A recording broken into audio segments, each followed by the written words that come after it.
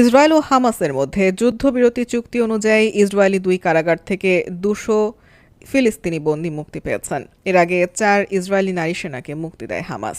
শনিবার ২৫ জানুয়ারি ওই ফিলিস্তিনি ও ইসরায়েলিরা মুক্তি পান। খবর এএফপি ও আল জাজিরার। ইসরায়েলের অধিকৃত পশ্চিম তীরের অফার কারাগার ও নেগেভ মরুভূমির কাজিয়ত কারাগার থেকে ২০০ ফিলিস্তিনিকে মুক্তি দেওয়া হয়।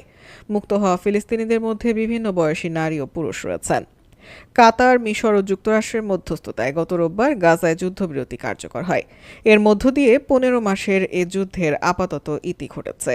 এরপর আজ দ্বিতীয় দফায় ফিলিস্তিনি ও ইসরায়েলিরা মুক্তি পেলেন। এর আগে প্রথম দফায় হামাস ৩ জিম্মিকে ছেড়ে দেয়।